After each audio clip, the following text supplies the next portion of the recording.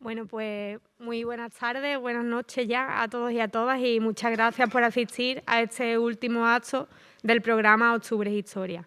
Cerramos este programa hoy con la presentación del libro El maestro de la mano negra de Carlos Algora y tenemos aquí en la mesa a Isabel Alonso. Isabel es historiadora, profesora jubilada y admiradora del Carlos escritor y sobre todo pues amiga de Carlos y de Reyes. Reyes es maestra de primaria, ya jubilada. Y bueno, ante todo, Reyes se siente afortunada de haber compartido con Carlos 41 años de matrimonio y de haber formado equipo con él en muchas cosas. Y después tenemos a Manuel Garrucho, vecino de la localidad de Espera. Él es maestro escuela, licenciado en Historia y especialista en Historia Contemporánea, que ya estuvo en nuestro primer Octubre de Historia, hablando también de la mano negra. Así que, bueno, sin más, pues agradecer a todos y a todas vuestra presencia, agradecer a todos los participantes en este programa de Octubre de Historia, que se repite ya por tercer año y que esperamos que el año que viene volvamos a hacer y tengamos una cuarta edición, porque, bueno, desde la Delegación de Cultura consideramos que es importante que la historia tenga un papel importante en toda nuestra programación. Así que yo ya me callo y nada, los dejo con ellos. Gracias.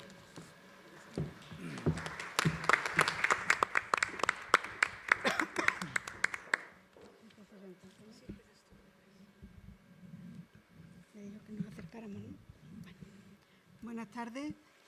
Ante todo, quiero agradecerles mi nombre y en el de mis hijos, pues que estén aquí esta tarde y hayan hecho posible que estemos aquí reunidos. Ojalá en la silla en la que yo estoy sentada estuviera Carlos Algora, que él habría estado encantado de transmitir su vivencia, su entusiasmo durante el proceso de creación de la novela El maestro de la mano negra, que es la que se presenta hoy. Los años de creación de esta novela han coincidido con unos años muy duros de padecimiento, de incertidumbres, de supervivencia, de lucha, y al final, bueno, pues no ha podido ser. Y aquí estoy yo, pues, para hablar de él. Yo me voy a centrar más en su persona y en la relación de él con su obra escrita, tanto de investigación como de ficción. Yo quiero agradecer a Isabel. Es una incondicional, siempre se brinda sin condiciones para presentar las novelas de Carlos y, aparte de ser compañera, que ha sido compañera de él, pues amiga también de los dos.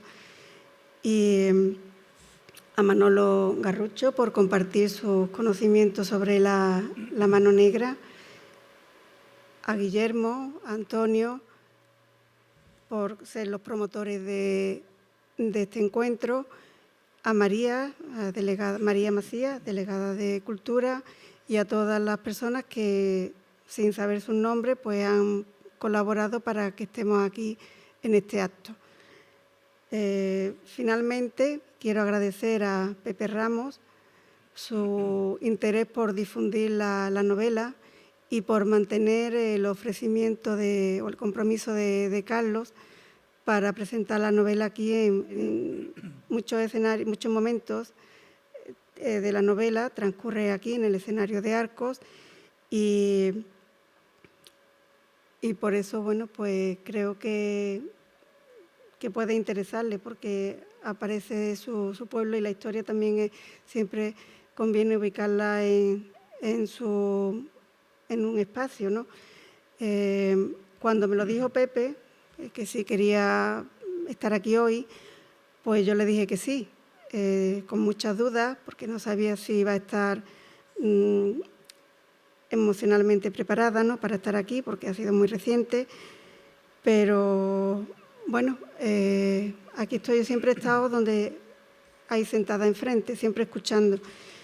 Y cuando he leído, he tenido que releer la novela para prepararme, para recordar, pues he rememorado también muchos momentos inherentes a la creación de la novela, a la gestación, que me han resultado difíciles, pero al final han sido gratificantes.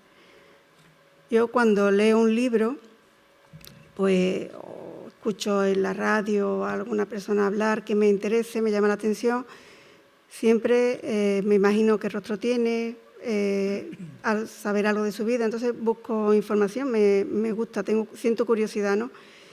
Y yo creo que la experiencia de un autor, la experiencia de vida, su forma de pensar, su carácter, su forma de sentir, se refleja pues, en su obra. Y Carlos, a lo largo de esta novela, de los personajes, de algunos personajes, no de todos, pues va mostrando parte de él.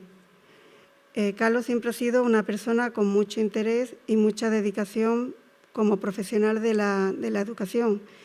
Él empezó como maestro, después se licenció en Historia, pero continuó en la escuela y fue compaginando desde que empezó su andadura en 1974 en los movimientos iniciales de renovación pedagógica, y después ha sido como una tónica en su vida profesional y siempre en busca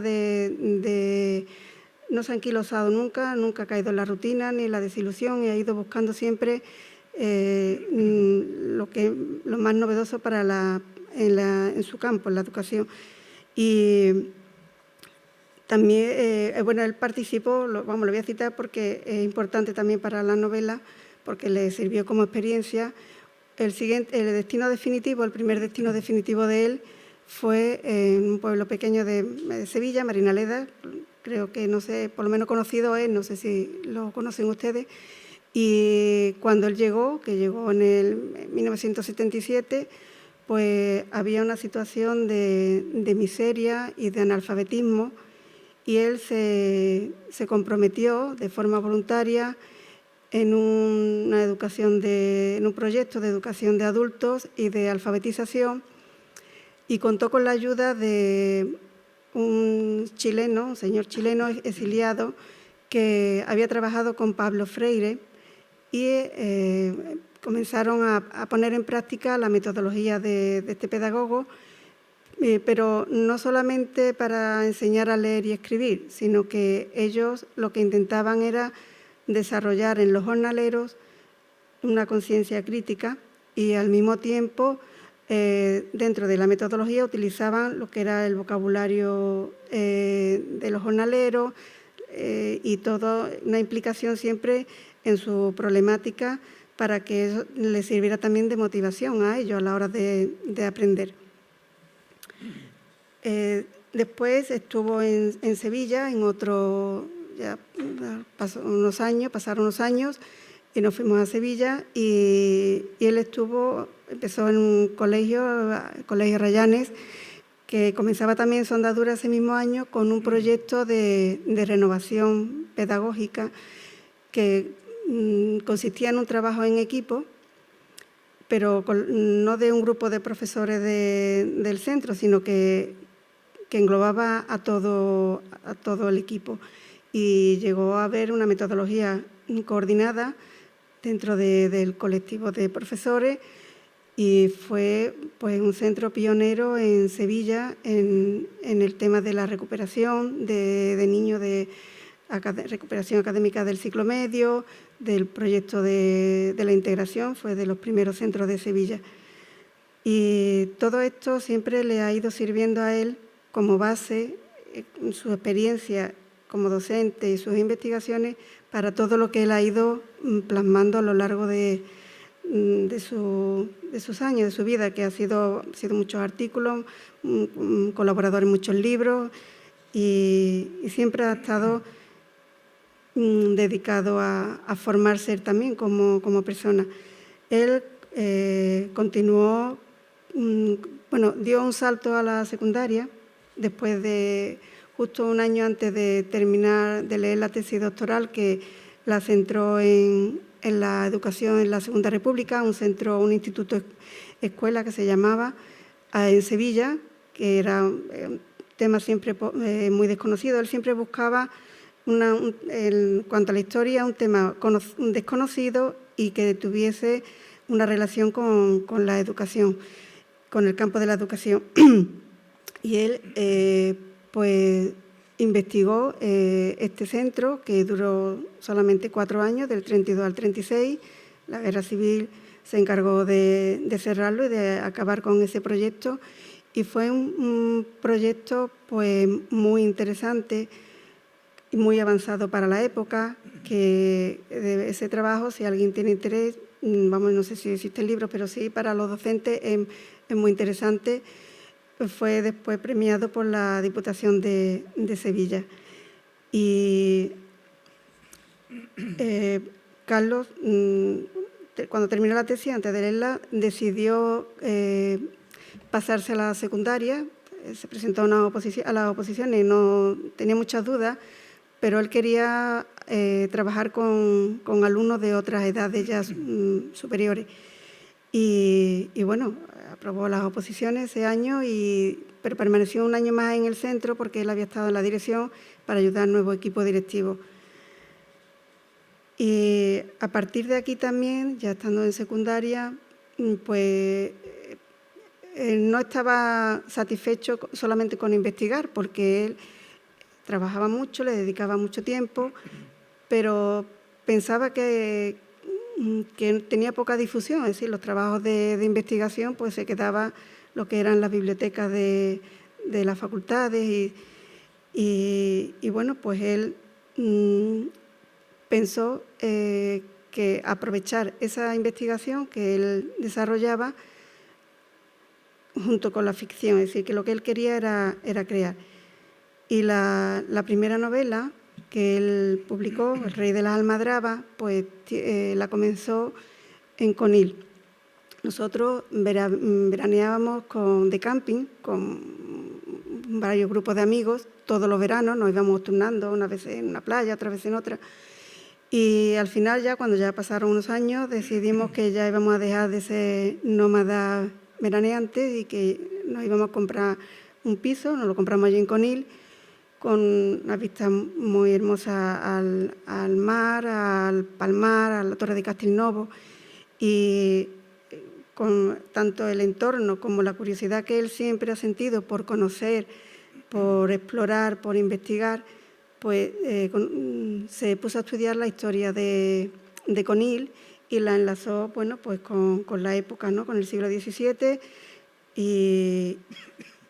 y decidió entonces centrar su novela en las almadrabas que tenían lugar aquí en Conil, en Zahara, y el mundo de la picaresca, el ducado de Medina Sidonia, toda esa trama. Y la verdad que es un libro muy interesante, tuvo muy buena acogida. Y bueno, pues ahora mismo no existen ejemplares porque iban a hacer una tercera edición y comenzó la crisis. Y bueno, se puede conseguir me parece, online. Su segunda novela fue Sueños de libertad, que la publicó en 2009 y tiene también como escenario Cádiz, la Sierra Gaditana, y el ambiente bohemio del entorno de Bécquer en el Madrid decimonónico. Transcurre con la Revolución de 1868. Y en esta novela la cito también, además porque también corresponde a escenarios de Cádiz, porque uno de los personajes que adquiere mucha relevancia es Juan Ruiz. Juan Ruiz va a ser el protagonista del Maestro de la Mano Negra, él va a ser el maestro, pero no de la Mano Negra, el maestro, era maestro. Y como ya explicará mi compañera Isabel, Juan Ruiz, que tiene un papel también importante en esta novela, aparece en la segunda, junto también con Ramón de Cala, que también jugó un papel importante. Los dos son personajes históricos en la segunda novela, en Sueños de libertad. La del Maestro de la Almadraba, el Maestro de la Mano Negra, perdón, aparece ya un poquito al final. ¿Y por qué Juan Ruiz? Pues porque a pesar de que hay muy pocos datos sobre su vida, solamente de los que hay más al final en su trayectoria final, ¿no? pero Carlos lo hace protagonista por su humanidad. Es un homenaje a la humanidad de Juan Ruiz, que era más presentida que conocida, por supuesto, pero que Carlos se identifica mucho con él, el sufrimiento que padece Juan Ruiz en su vida, pues lo asocia Carlos mucho al suyo. Entonces, el proceso de creación de una novela es muy complejo, no solamente se trata de pensar en un espacio, en un tiempo, crear unos personajes, sino que el autor suele meterse en la mente de los personajes, y Carlos se ha metido en la mente de la mayoría para escribirlo lógicamente, pero en algunos más que en otros. Pero en el caso de Juan Ruiz, él se ha metido también en sus poros. ¿Por qué? Porque él sintió una gran empatía por Juan Ruiz, porque eran situaciones de padecimiento, de una identidad del dolor y de que él vivía, ese dolor que él estaba pasando físicamente, pues es el que imaginaba que pudo sufrir Juan Ruiz. Pero de Juan Ruiz no solamente habla del sufrimiento, ¿no?, sino que él, a través de las reflexiones que va haciendo Juan Ruiz en la novela, que la va haciendo además en primera persona, él cuando interviene, cuando habla, es siempre en primera persona, pues va desgranando su forma de pensar, su concepto de la educación, de la libertad y el amor por la naturaleza. Y en ese sentido coincide Carlos mucho con él. Es como una identidad bastante importante que yo creo que le ayudó también mucho a ese hecho, esa empatía y esa identidad a poder seguir escribiendo, porque escribió con dificultad ya, ¿no? No pensaba que la iba a terminar la novela. Muchas situaciones que aparecen en la novela y muchos personajes representan vivencias y sentimientos de Carlos en el terreno de la educación, con las experiencias que antes citado de alfabetización, por ejemplo, Marina Leda, de una parte, y en el terreno físico de otra. En el terreno físico me refiero a lo que es la Sierra Gaditana, que es la que aparece en la novela, Bolonia. Esos paisajes nosotros nos los hemos recorrido de senderismo, pero yo estoy completamente segura que en cada uno de ellos él visualizaba a Juan Ruiz, a Miguelillo, a la Rosa, al Lagartijo, a la Guardia Civil. Pero además del campo, Carlos también recorrió los pueblos, recorrió Arcos, Jerez, San José del Valle, Alcornocalejo, le recorrió también la Parrilla, vamos, lo que existe ahora mismo de la Parrilla, y habló con personajes mayores de San José del Valle, que él se encontraba por la calle. Y siempre él ha buscado investigar y el rigor histórico. Y siempre una dedicación impregnada de entusiasmo, de cariño y hasta de emoción. Imaginando a los personajes, la atmósfera de los distintos ambientes en las calles, en la plaza del mercado de Jerez, se metía en la historia para poder contárnosla a todos nosotros. Y para terminar, pues quería hacer una aclaración porque mi marido lo que padeció fue un tumor endocrino muy raro para ganglioma, y existe una asociación que se llama la Asociación FEIPAS, FE que es de feocromocitoma y PAS para gangliomas, que se dedica a la investigación de este tipo de tumores neuroendocrinos, porque son tan raros que hay poca investigación. No merece la pena, a los laboratorios no les interesa, ¿no? Y se conceden becas para investigar y además también pues, se ayuda a los pacientes para determinadas pruebas, si hay que ir a Estados Unidos, a pruebas, etcétera. Entonces, pues los derechos de autor de la venta de las novelas pues van destinados a esta asociación. Y con eso pues ya termino. Muchas gracias.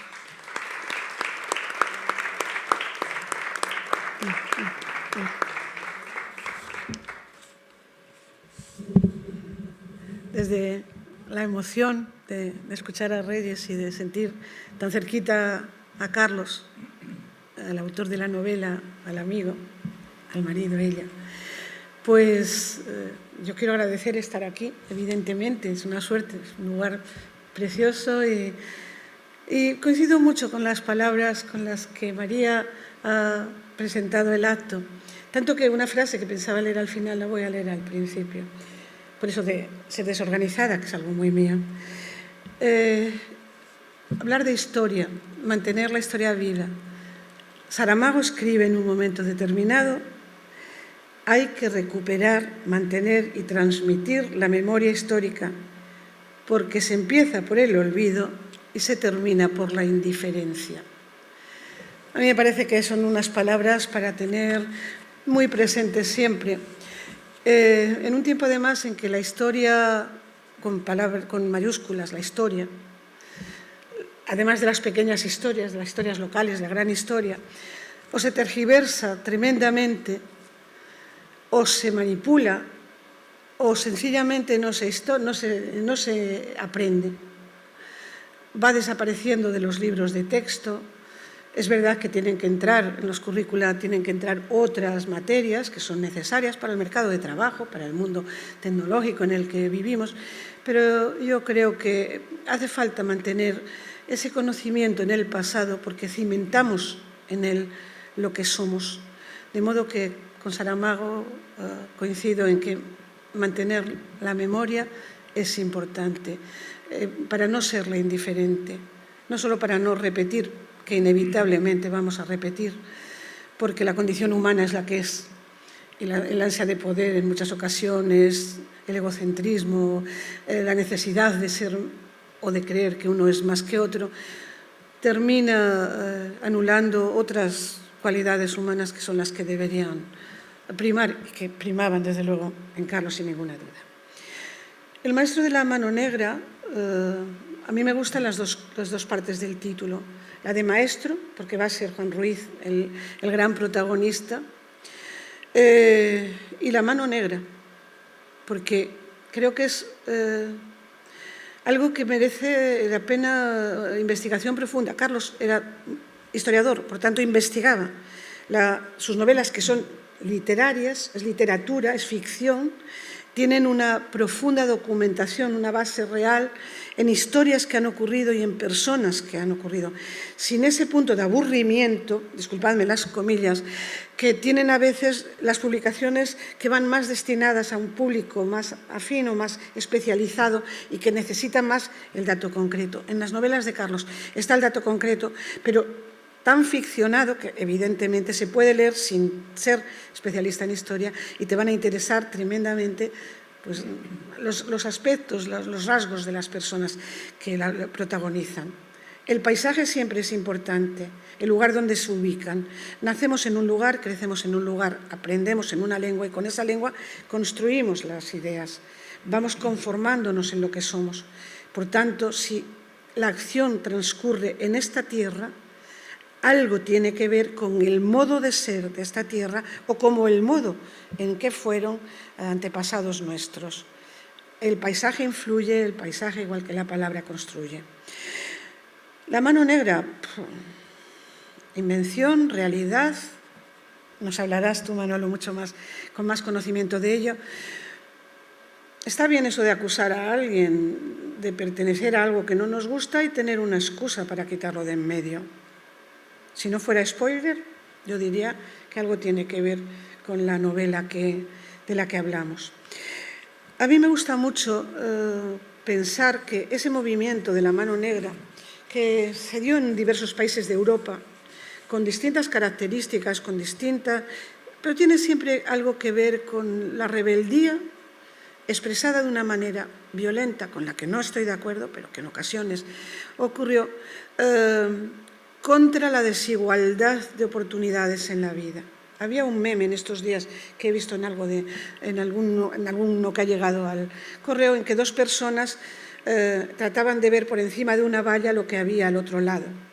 Una apenas sus ojos llegaban al ras de la valla y la otra, sin embargo, era más alta y por tanto veía con desahogo lo que había al otro lado. Al otro lado del meme, la segunda parte del meme, debajo de la persona que veía todo desde muy arriba, había un cajón que decía, o sea, una caja sobre la que estaba subida, que decía caja de la familia. Cuando uno nace o vive o tiene la oportunidad de estar en unas condiciones mejores, evidentemente es más fácil salir adelante que cuando es todo lo contrario. Y la época en la que se sitúa la novela, ya por 1882, fue dura en esta tierra, fue dura en más lugares de Europa, pero también en esta tierra. Épocas de tremendas malas cosechas. Pensemos ahora mismo en La Palma, en el volcán y lo que está ocurriendo. Es decir, cómo las vidas cambian de un momento a otro y cuando se depende tanto de la tierra o de un jornal, cualquier cosa que altere la normalidad va a hacer muy difícil la subsistencia. Juan Ruiz, este maestro, se le llamaba maestro de perrilla, porque iba por los cortijos como otros, casi a cambio, enseñando a leer y a escribir, algo de cuentas, seguro de que la educación, seguro de que la formación, seguro de es casi la última oportunidad que nos queda a quienes no hemos nacido con el cajón de la familia desahogado debajo. Olé por la enseñanza pública, por las becas que a mí me permitieron, a mí y a mis 5 hermanos, estudiar, cada uno hasta donde ha querido llegar y sigue dando esa oportunidad. Cuando las circunstancias son duras, quien depende de un jornal lo tiene muy complicado. Y en esas circunstancias es fácil que personas o más violentas o más viscerales o tiren por un camino que no es el adecuado y que puede ser el quemar lo que es de otro, lo que es del rico, lo que es de la gente que tiene y que al fin y al cabo decide a veces muy arbitrariamente, tú trabajas, tú no, tú sí, tú hoy no, tú ya veremos, y le va a pagar muchas veces poco más o menos la comida. Han cambiado las cosas. Tenemos unos derechos de los trabajadores y de las trabajadoras bien distintos, pero estamos hablando de entonces. Y de ese entonces, que de alguna manera en muchos lugares del mundo sigue siendo lo que hay.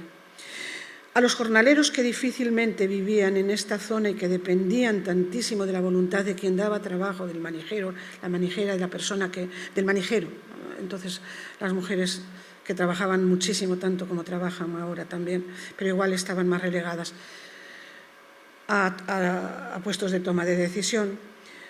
No solamente lo tenían difícil quienes vivían aquí, en la novela se cuenta cómo venían jornaleros extremeños o portugueses, aún en precarias condiciones o en condiciones peores de la propia gente nuestra, y que venían porque en sus tierras no había donde, que recuerdan tanto la situación que ahora mismo se vive pues en las pateras que llegan a nuestras costas y que nos quedan a veces, nos conmueven cuando lo vemos, pero nos quedan tan lejanas. Y no están 1882, es decir, hace nada. Malas cosechas, mala climatología, falta de oportunidades, hambre, enfermedades, cólera, muerte. Es fácil que en esa amalgama, en esa situación, surjan movimientos que son violentos, que pueden ser violentos. Y el movimiento anarquista pudo participar de esa situación. Aunque hubiera dentro de los jornaleros que se necesitaban unirse para tener algo de apoyo mutuo de ellos mismos, y a partir de ahí, fijaros, todo lo que fue el movimiento sindical y hasta llegar a donde vivimos, hasta nuestro tiempo, esa necesidad de agruparse y englobaba a quien quería unirse ahí, pero no todo el mundo participaba de esa violencia de la que ha sido digamos, la fama más mala de la mano negra y que tiene visos de realidad. Quizá en España no tanto. Pero lo cierto es que en un congreso del anarquismo andaluz, en Sevilla, se votó si se tomaban medidas violentas de acción contra quienes disponían del capital o no, y salió que no. Se votó democráticamente, 1882. Nacía el movimiento sindical, el movimiento anarquista, y se votó no a la violencia, sí a las reclamaciones, sí, pero argumentando más con la palabra que con la acción violenta, que no conduce ni entonces ni ahora a nada. En la novela hay como 3 partes diferentes. Es una novela matrioska. Es una novela donde, cuando, ¿sabéis estas muñecas rusas que se abren y dentro hay otra, y la abres y dentro hay otra y dentro hay otra, ¿no? En la novela pasa eso, es decir, van apareciendo situaciones, personajes, lugares, hechos que se concatenan, que van teniendo hilazón unos con otros, pero que casi podrían leerse como apartados diferentes. Parias de la tierra, se llama a la primera parte, un verso de la Internacional, arriba, Parias de la tierra. Y llama Parias de la tierra a eso, a esas personas, a esos jornaleros que venían desde fuera, golondrinas los llamaban, por eso de que iban y venían, pelaos, gente que no tenía nada. Seguimos diciendo estoy pelao, ¿eh? Una expresión que yo aprendí aquí en Andalucía y que me encanta, ¿no? Estar pelao, me parece una expresión que define muy bien en ocasiones cómo estamos económicamente.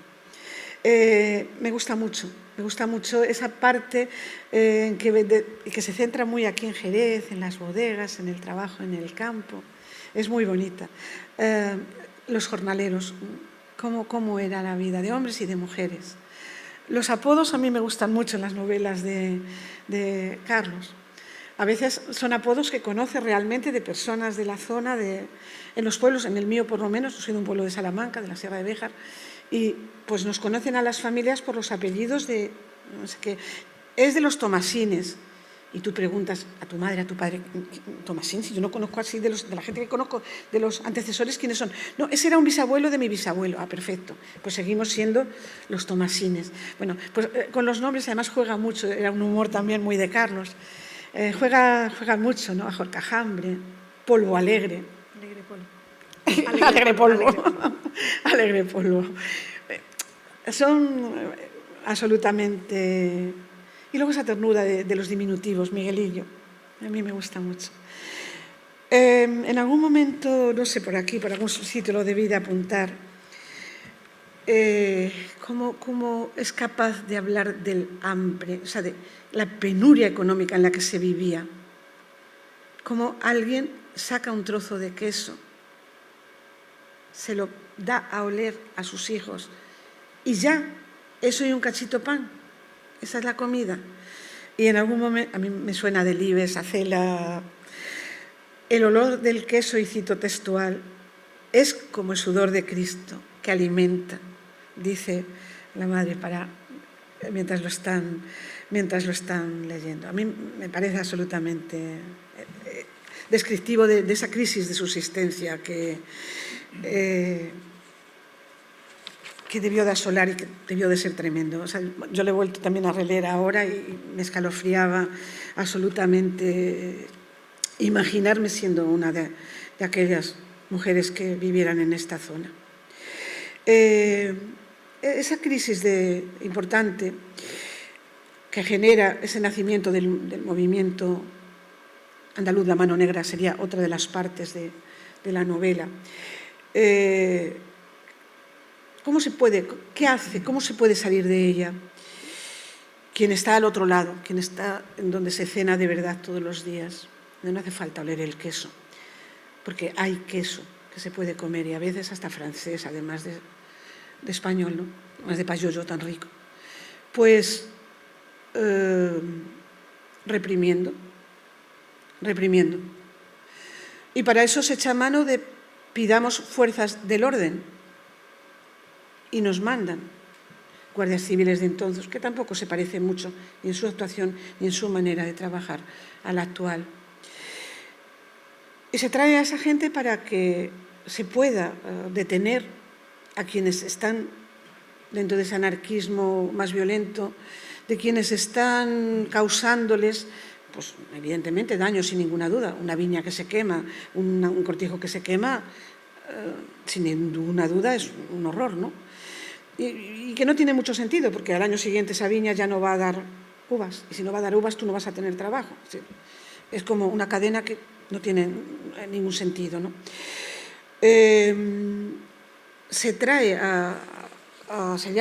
se le pide al gobernador civil que mande más Guardia Civil viene, y se busca la manera de detener a estos personajes que o se les conoce, una especie de bandoleros que no tienen nada que ver con la idea de bandolerismo romántico de quien roba al pobre para dárselo al rico, para dárselo a los pobres. No sé si alguna vez eso se ha hecho, no lo sé. No. Pero bueno, es una idea romántica que se ha pintado, que se ha dibujado, que se ha descrito en la literatura. Pero no es ese bandolerismo el que se trata de reprimir en ese momento aquí. Es más bien el del saqueo, el del robo, que yo creo que se exagera mucho. Imaginaros que ahora, para cobrar un seguro, yo me inventara un accidente o que el daño que he recibido en tal o cual situación catastrófica ha sido mayor del que es. Pues yo creo que leyendo la novela, y como decía Reyes, te dan ganas de buscar más datos. Yo tengo muchas ganas de escuchar ahora a Manolo. Se exagera lo terrible como una manera de justificar la represión. Y si la represión es fuerte, yo me aseguro, o pretendo asegurarme, un tiempo de tranquilidad inmediato. Crear el fantasma de ese anarquismo violento y tenebroso, yo creo que fue una maniobra hábil para reprimir la protesta jornalera. Yo creo que es así, vamos. Evidentemente van a apoyarse en esa petición de que vengan más fuerzas del orden y que se busquen a estas personas o a estos anarquistas o a estas personas que causan daños en lugares concretos, en Ventorrillo, en un cortijo, en el crimen de la parrilla. Seguro que de esto sabéis evidentemente más que yo. Te mantiene muy en vilo la lectura. A mí me gusta tremendamente mucho. Y me llama mucho la atención, porque no cae Carlos en un maniqueísmo de estos son los buenos, estos son los malos. Buenos y malos, comillas para buenos y malos, para los dos adjetivos, hay en todos los bandos. Y nos vamos a encontrar pues gente en las fuerzas represoras muy salvaje en su actuación, muy bruta, que no piensa, y gente que todo lo contrario, que busca la verdad, que busca la justicia, que quiere hacerlo bien, incluso frente a quienes les ordenan y les mandan. Y aparece algo que luego va a tener una importancia tremenda, que es el poder de la prensa, el poder hoy diríamos, de los mass media, y de cómo ya entonces, con un periodismo casi recién nacido, en que los periódicos por fin se vendían y se leían, y más allá de un opúsculo donde se narraba una historia truculenta que los ciegos vendían de feria en feria, y cómo desde esos periódicos también se trataba de crear un estado de opinión favorable a ¿qué?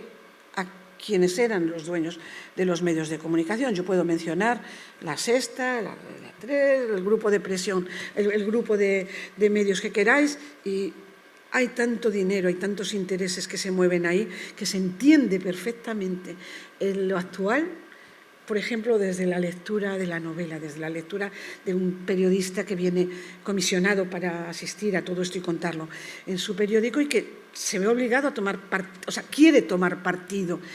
Interiormente, desde su propia persona quiere tomar partido, pero por otro lado le ordenan hazlo así, informa de esta manera o de esta otra, y ya sabéis lo que es un titular, y si solo leemos titulares, las barbaridades que podemos encontrarnos escritas. En algún momento le dice el director de un periódico al periodista: más sangre y menos análisis. Pedro Holgado es como se llama el periodista. Más sangre y menos análisis. Hostia, a mí me impresiona mucho, no sé a vosotros.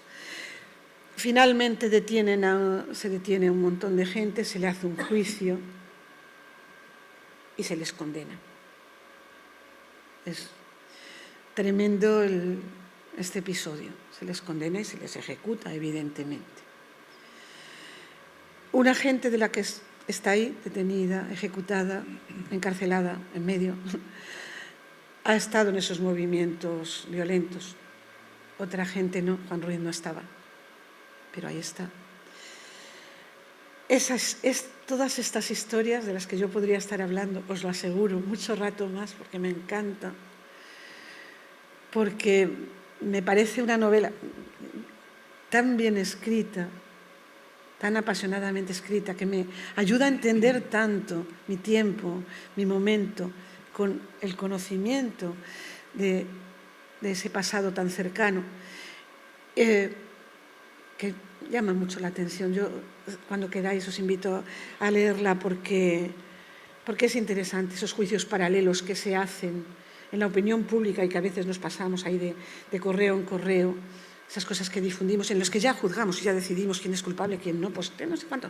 Ni os cuento si lo llevamos a cualquiera de estos juegos violentos. Estoy pensando ahora mismo en el juego del calamar, tan de moda, que es increíble que en medio de tanta violencia, donde alguien va a morir o no, tú terminas tomando partido, porque te cae mejor este personaje, te cae mejor este peor, y de pronto te descubres diciendo, por favor, que el que tiene que morirse a este. Estoy diciendo que qué barbaridad estoy pensando ahora mismo. Pues todo eso está contado ya en la novela.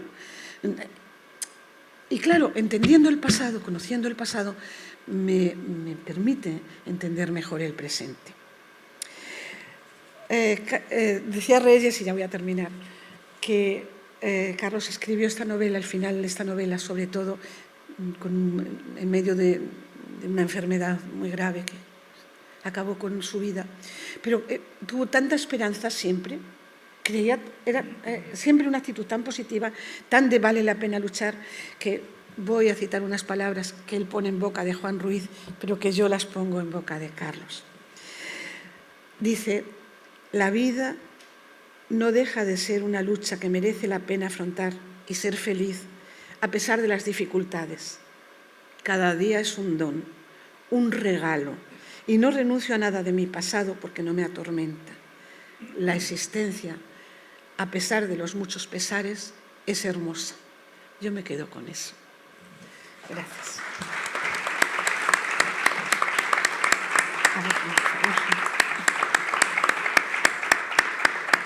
Yo no me suena al final, no puedo.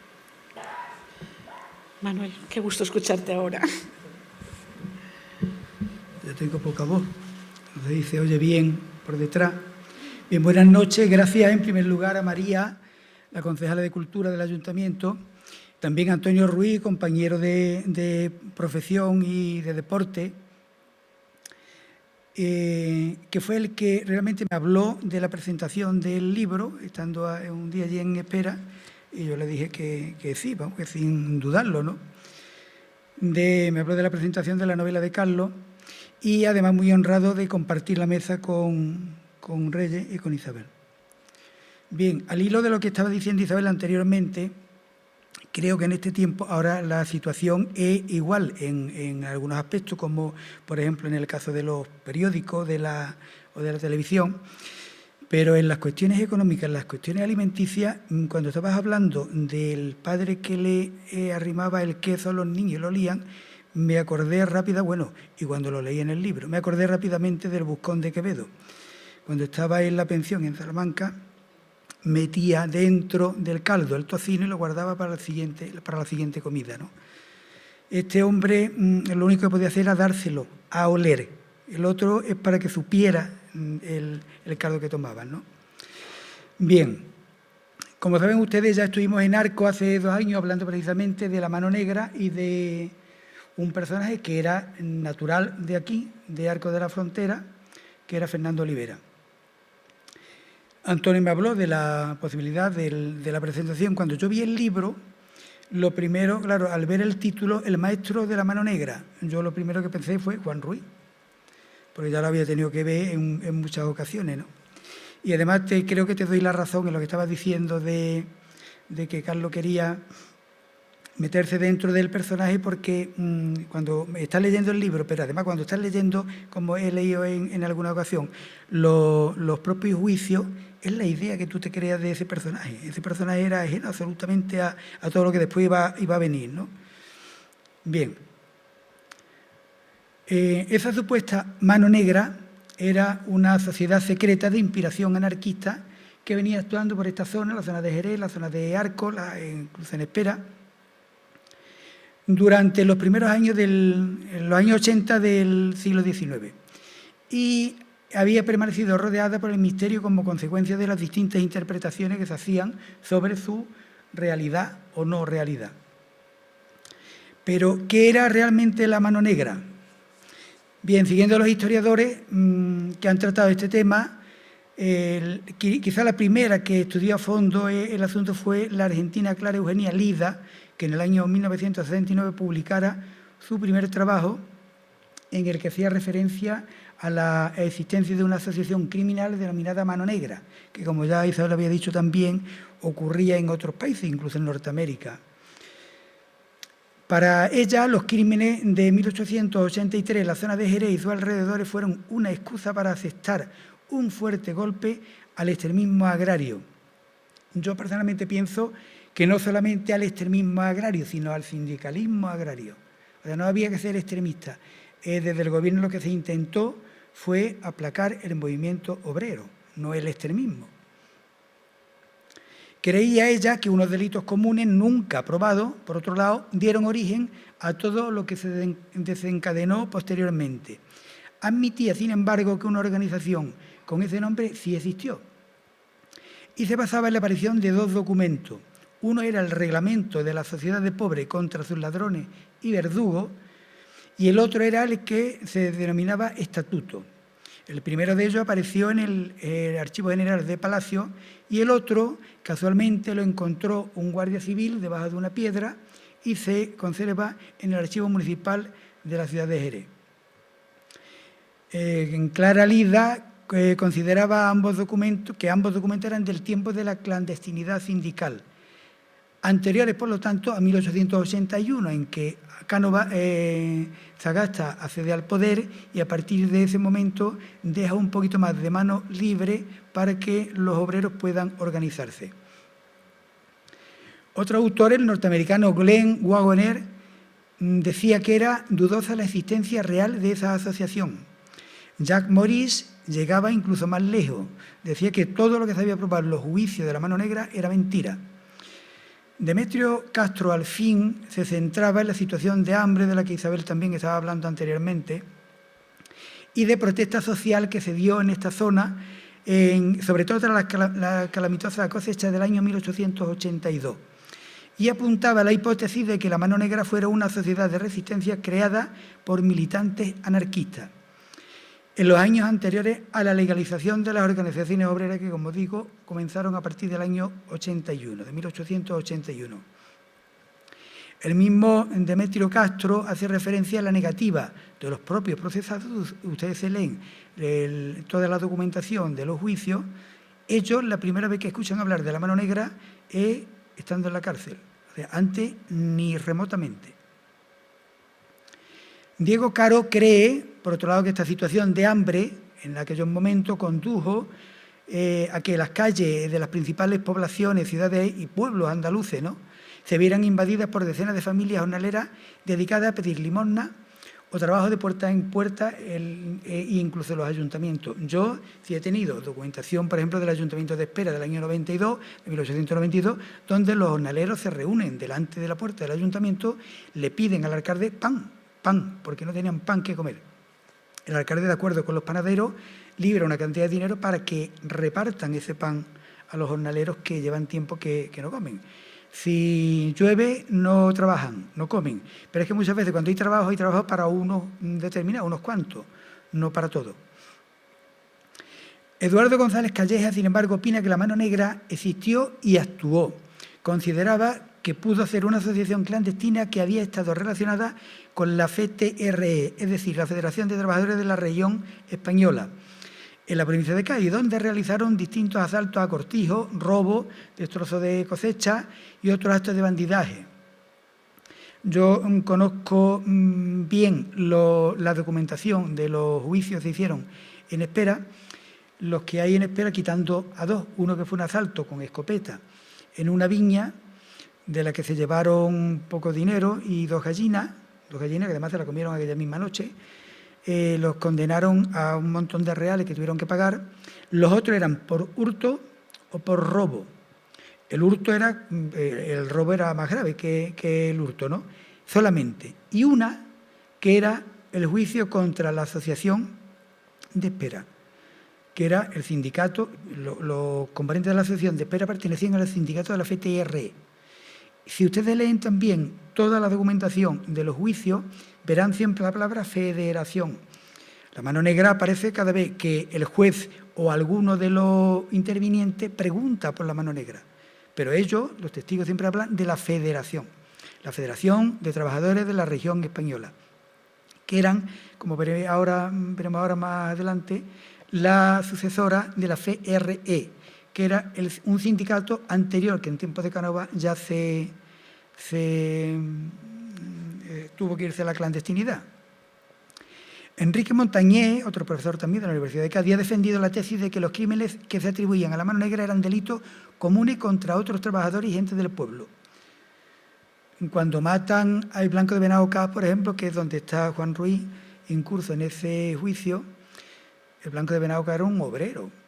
Cuando matan al ventero, en la Venta Núñez, ahí en el camino de Trebujena, él era un ventero, él no era un rico. O sea, eran pocos poderosos los que morían como consecuencia de este tipo de acciones. En todo caso, podían a lo mejor hacer un incendio en el campo, podían cortar yemas en las viñas, en las parras, antes de que pudieran producir la uva, etcétera, etcétera. Pero poderosos murieron muy poco.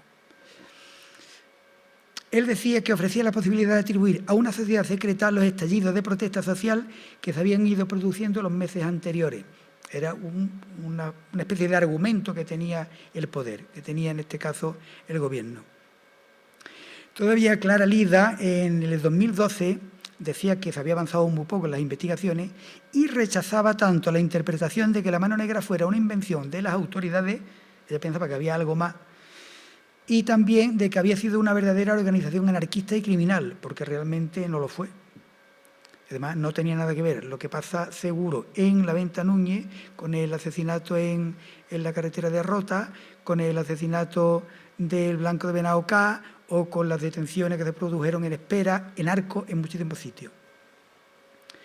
López Estudillo avala la idea de que los acusados de pertenecer a la mano negra eran los mismos que abandonaron la FTRE por discrepancia con el proceder de la asociación y crearon otras organizaciones clandestinas que eran herederas del primitivo sindicato de la FRE, de la Federación Regional Española. Y hago alusión también a algo que tú habías dicho anteriormente.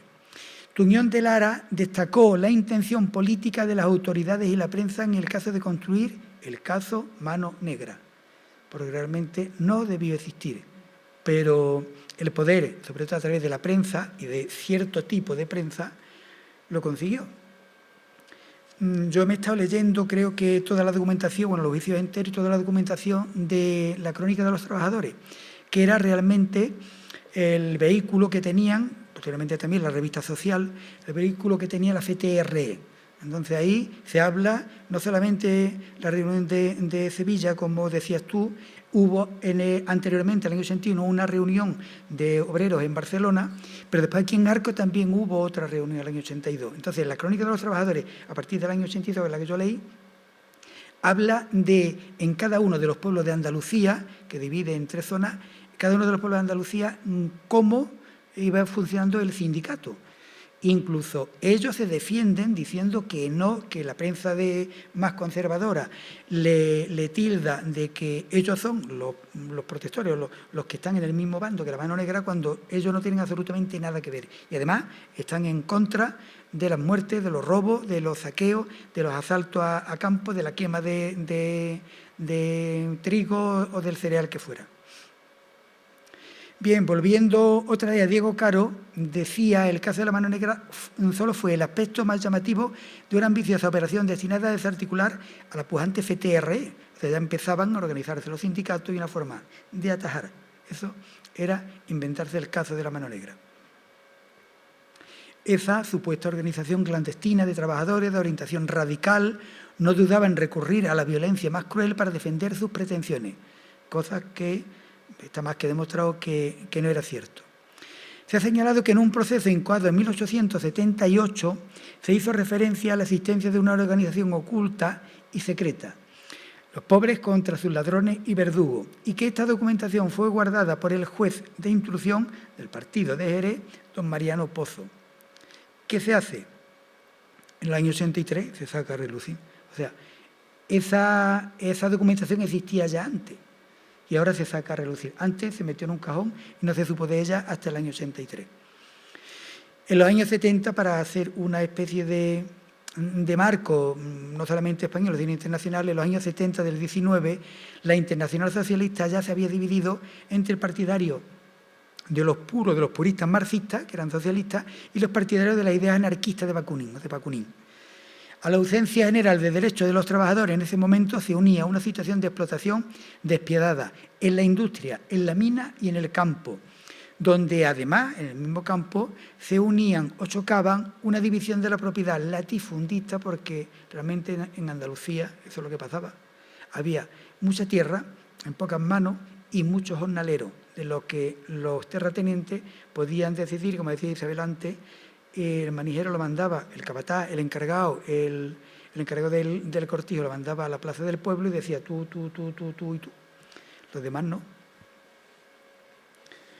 Decía que entonces chocaban los intereses de unos con los de otros, los grandes latifundistas con las grandes masas de jornaleros, que apenas podrían sobrevivir. Y yo muchas veces cuando veo, sobre todo en el libro de Castro Alfín, y habla de lo que ganaban los jornaleros, de lo que comían, yo pensaba, yo soy, en la hora de las comidas soy muy delicado.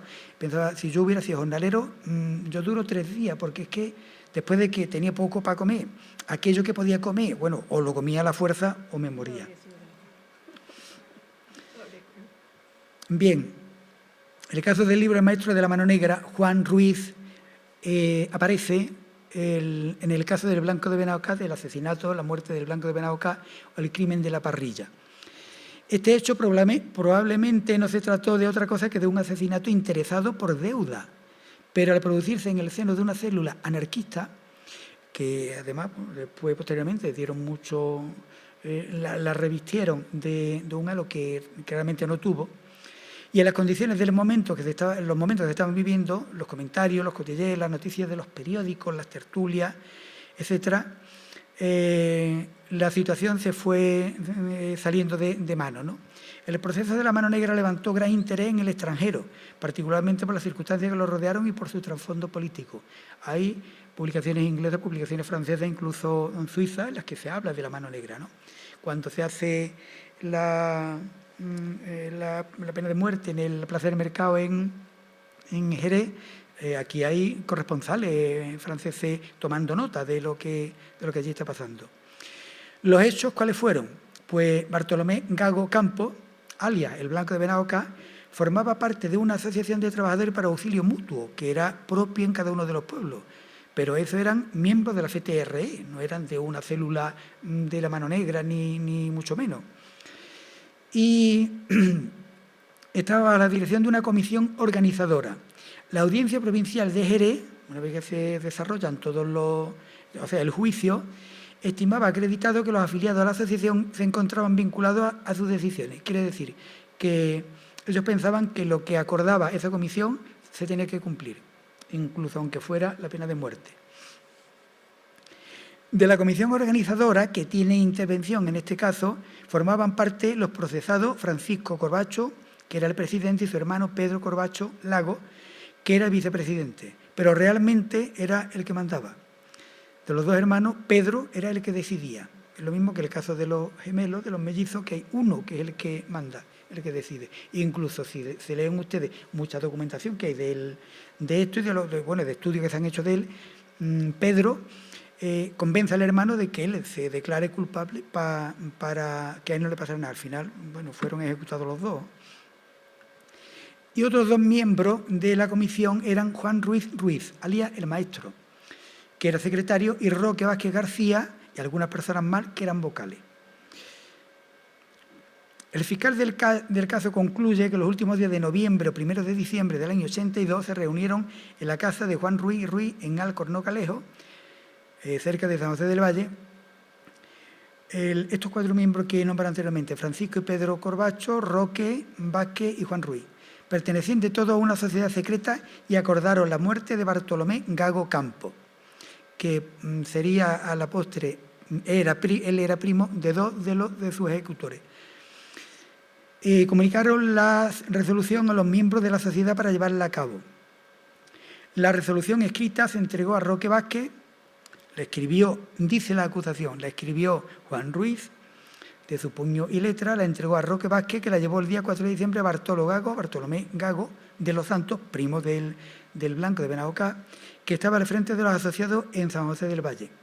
Esa tarde, Bartolo Gago de los Santos dispuso que su hermano Manuel entretuviera la taberna Francisco García Gutiérrez a Bartolo Gago, al primo, que lo entretuviera allí, porque había que ir avisando a todos los demás para llevarlo a un sitio donde iban a ejecutarlo.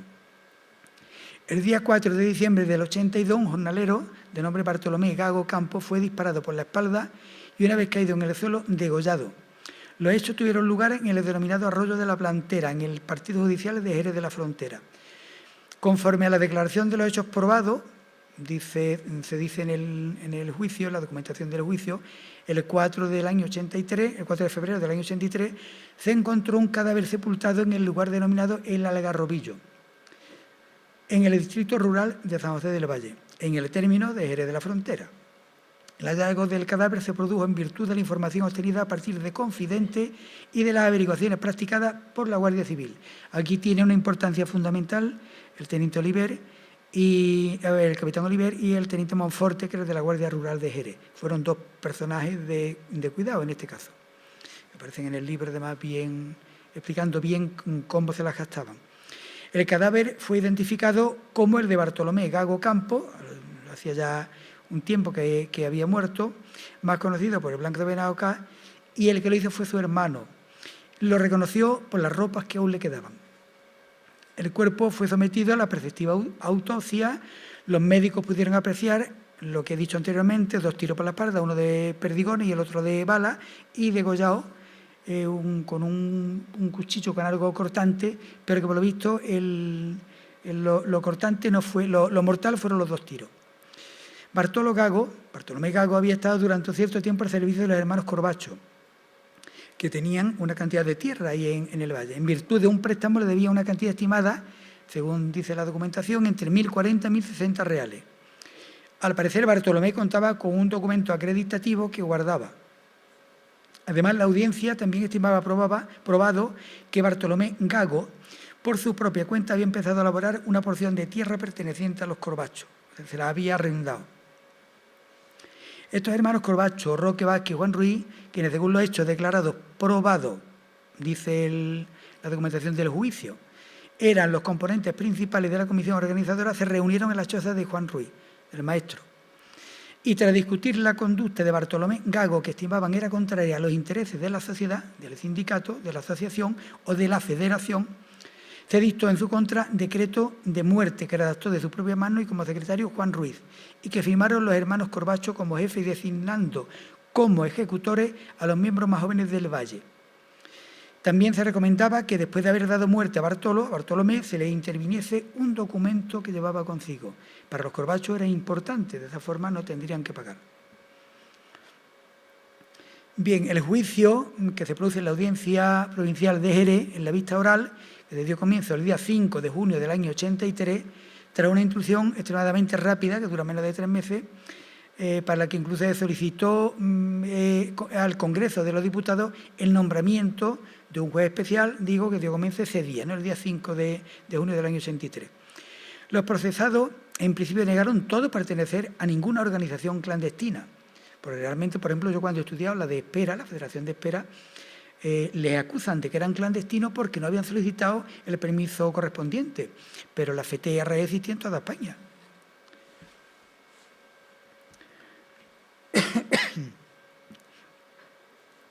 Los procesados afirmaron rotundamente que la primera vez que oyeron hablar de la mano negra fue cuando estaban detenidos en la cárcel. O sea, antes ni por asomo.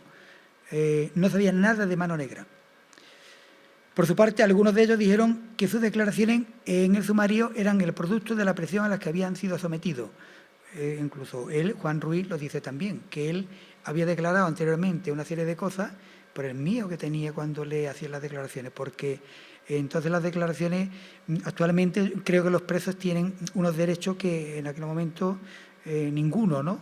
Y el que salía de una declaración, muchas veces los familiares no lo conocían, no lo reconocían siquiera, de cómo llevaba el cuerpo y cómo llevaba la cara. El Ministerio Fiscal se le dictó la pena de muerte para 15 de ellos.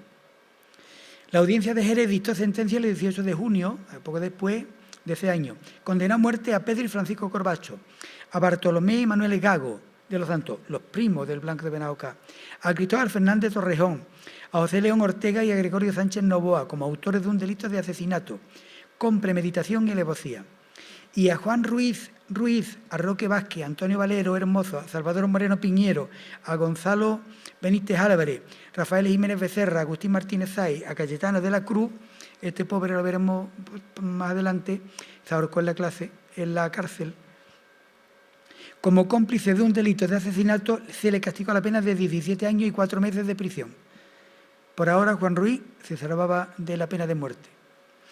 Absolvía a José Fernández Barrio, que era natural de Borno, y a Juan Cabeza Franco, al primero por concurrir los hechos de las circunstancias eximentes del miedo insuperable.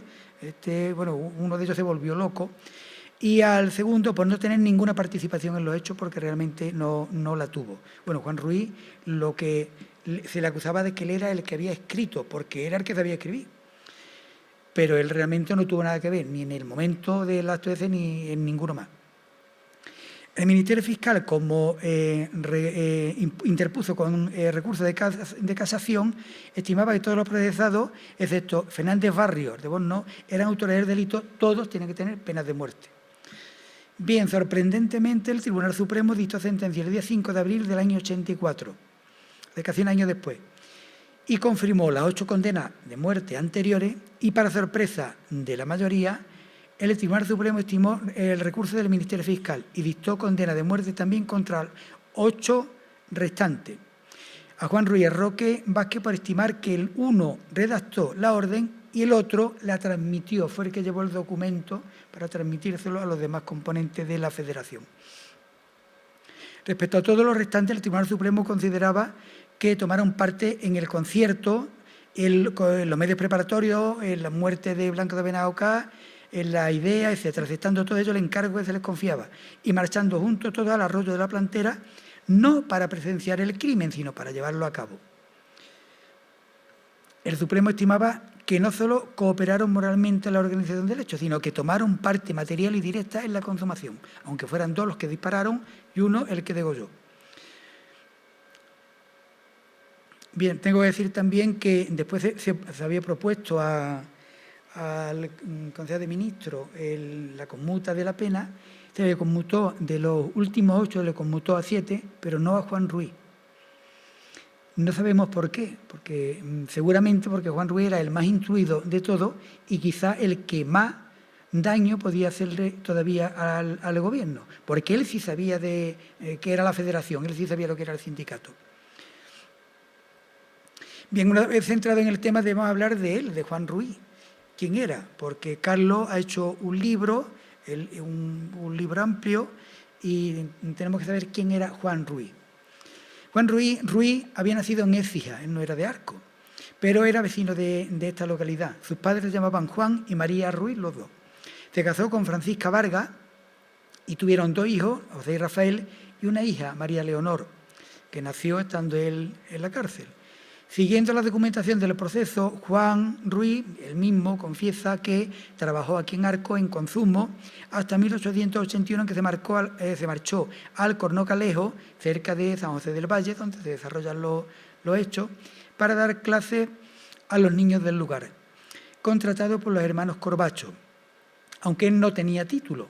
Era de los maestros. En mi pueblo, por ejemplo, hay una calle, que es la calle del Niño Manuel. El Niño Manuel era un maestro rural que no tenía carrera, incluso a lo largo del juicio aparece también la documentación diciendo, no me acuerdo si era la Escuela de Magisterio del momento, diciendo que Juan Ruiz no tenía título, que sería maestro, pero no era maestro con título. Bien, este hombre, como digo, el de Espera, tiene una calle allí. A lo largo del tiempo, bueno, este hombre murió los años 70 y tanto, ¿no? Ya en plena transición. y el ayuntamiento posteriormente decidió ponerle una calle porque había ido de campo en campo enseñando a aquellos que no podían venir al pueblo a la escuela.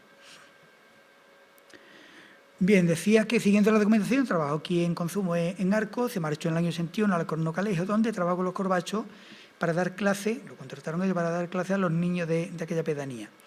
Preguntado en qué época se fue y con qué motivo fue al Valle a dedicarse como maestro de escuela, Alcorno Calejo dijo que, habiendo estado empleado en el ramo de consumo aquí en Arco, siendo amigo del padre de Manuel Vargas Carmona, que fue uno de los que intervino también, le aconsejó que se viniera allí al Alcorno Calejo, donde podría trabajar y ganar alguna cosa más como maestro de escuela, llegando a tener 15 a 20 niños. Él mismo en su declaración dice que llegó a tener hasta 20 niños de media en su escuela. Bien, declaró además que él conocía a todos los demás que intervenían en el juicio, que el día 23 de noviembre último, al oscurecer de dicho día, se presentaron Francisco y Pedro Corbacho Lago en su choza, en un terreno que labraba en el sitio de Alcorno Calejo, en el término de Jerez, y le manifestaron que era conveniente deshacerse del socio Bartolomé Gago porque combatía la sociedad de que formaba parte. Ellos tenían una serie de normas muy estrictas a la hora de beber, a la hora de abusar de mujeres, etcétera, etcétera. Aquel que se saltaban las reglas podían expulsarlos perfectamente. Aquí llegan a más, y dicen los hermanos Corbacho que incluso a la muerte, ¿no? Decía que combatía la sociedad de la que formaban parte disputando con los Corbachos respecto a la legalidad de sus actos y de sus propósitos. O sea, Juan Ruiz no estaba de acuerdo en aplicarle la pena de muerte a este hombre. Veía que aquello era excesivo, ¿no? Que simplemente con expulsarlo de la Federación era suficiente. Procuró, por medio de reflexión, evitar lo que intentaban, pero estos tenían otros motivos de resentimiento con Gago. Como secretario de la Federación del Valle, escribió una orden dirigida a los dos primos del difunto, llamados Bartolo y Manuel Gago de los Santos. En esta orden, todo esto que estoy diciendo ahora es lo que aparece a lo largo del juicio. La orden la firmaron ambos como presidente y vicepresidente de la Federación, el Consejo Local, y encomendaron dicha misión a Bartolo Gago y a su hermano. Y como decía, el que la escribió fue él, y Vázquez el que la llevó. Bien, en la primera documentación Juan Ruiz habla incluso de, parece ser, que porque por los palos que le estaban dando, o habló más de la cuenta, o el amanuense que tomaba nota escribía más de la cuenta, ¿no? Habla de algunos de ellos incluso con el número que tenía dentro de la Federación. Por ejemplo, Pedro Corbacho dice que tenía el número 4, no recordando el número que tenía Francisco. Y él, como secretario, su número era Corbacho tenía el 8 y él tenía el 4. Juan Ruiz aseguraba que no asistía a la ejecución de la sentencia, la que tuvo lugar a los 3 o 4 días de aquella reunión y que después supo por lo que los Corbachos le contaron. Manifestaba también que se hizo socialista y entró en la Federación expresada en abril del año anterior, habiendo aprendido las ideas que profesaba y defendía en la Revista Social, periódico que se publicaba en Madrid y recibían los Corbachos por correo que venía desde Jerez hasta el Valle, hasta San José del Valle, aconsejándole esto, que entre los tres fuesen los fundadores de la Federación del Alcorno Calejo. En relación a los reglamentos decían que no existía más que los acuerdos del Congreso de Barcelona, del que hablábamos anteriormente, del año 81, y cómo se acordaba castigar la mala conducta de los asociados. Sin duda los Corbachos creyeron que debían ejecutar aquella pena de muerte, cuando en Barcelona, y ya Isabel lo había dicho antes, y en Sevilla, eso no es lo que se acuerda, ¿no? Porque pensaban que Blanco de Benauca era muy dado a las mujeres, había tenido problemas con más de una mujer, incluso con una sobrina de ellos. Y se había metido en una ocasión debajo de la cama de una sobrina de los Corbachos, a la que dio un susto muy grande. Que se acordó la muerte de Bartolomé Gago en unión de los Corbachos, extendió y firmó con su número la orden porque quería cumplir con su deber como secretario. Pero digo, esto es lo que decía en la primera declaración, posteriormente decía que no, que eso a él se le habían impuesto.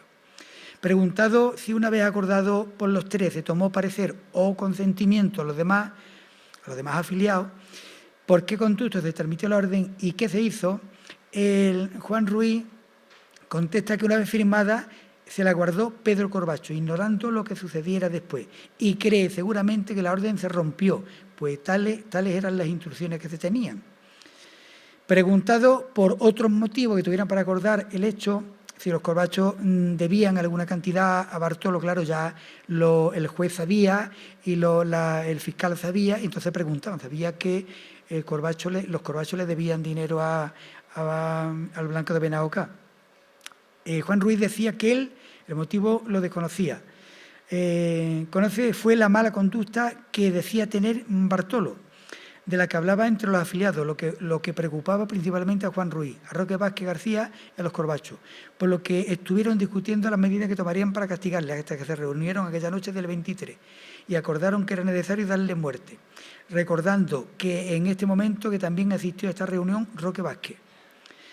Como digo, que él muchas veces, bueno, al principio dice una serie de cosas que realmente, posteriormente, confiesa que no, que lo hizo, si lo hizo obligado. Tenía oído que existían cuentas entre Blanco de Benauca y los Corbachos, y aunque creo que le debían al Blanco alguna cantidad, pero él ignoraba los pormenores, no sabía nada más.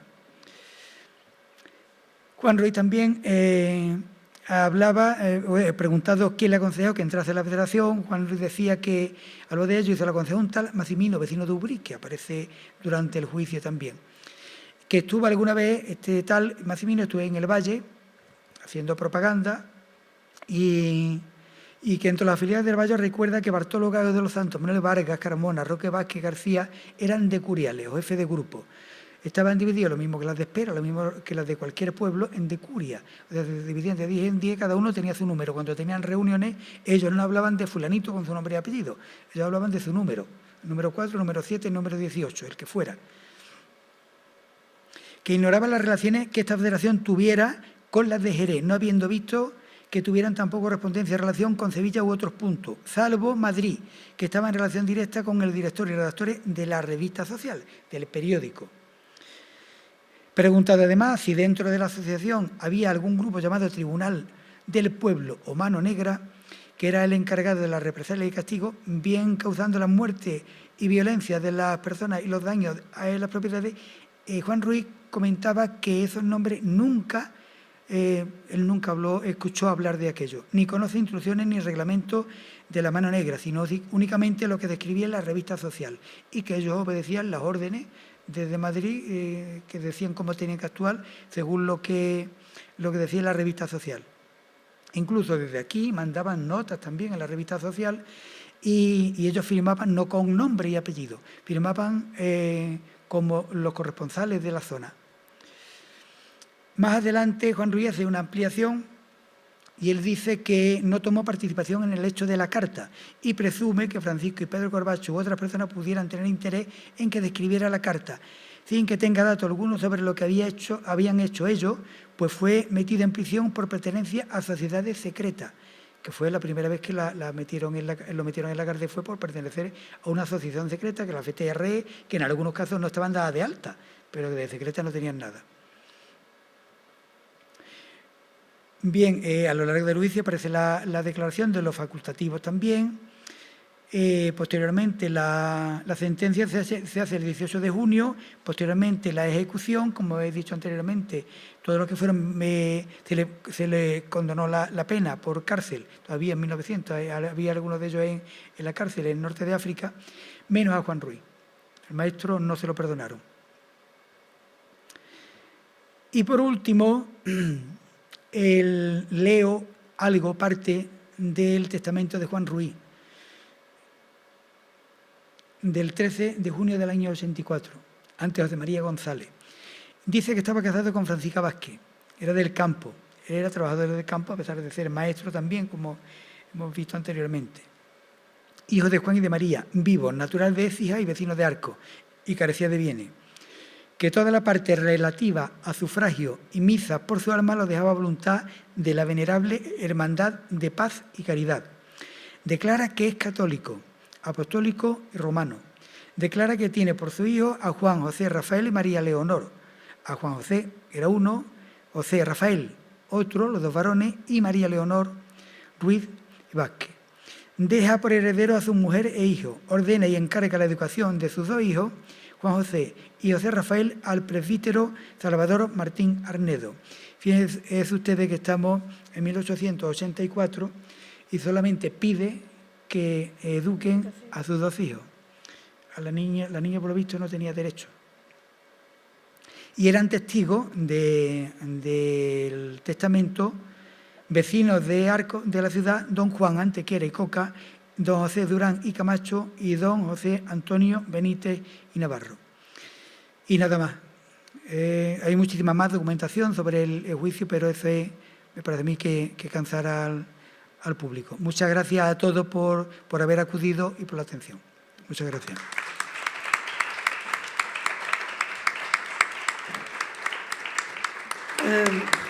Dejadme, por favor, Manuel, que gustazo haberte escuchado, haber completado tanto lo que Carlos nos había adelantado. Tengo que decir también, yo lo leí el libro, tengo que decir que todo lo que yo he visto está dentro de la historia. O sea, Carlos no se sale de... aunque el libro es una novela y hay a lo mejor distintos hechos que se novelan, pero lo relacionado con el caso del Blanco de Benauca, no, del juicio no se sale. Decías que se olvidó de incluir a su hija en esa petición de que se les enseñara. Felizmente las cosas han cambiado. Tenía una mujer que seguro que se encargó de que la niña también supiera leer y escribir. Son unas palabras de la novela que pone en boca de Juan Ruiz Carlos. Lo que diferencia al ser humano de los animales es la cultura. Con los libros no se come, se aprende, con aquellos no contaminados por dogmas. Podemos convencer con razones, con inteligencia. Nuestro camino es la organización, la solidaridad y la educación.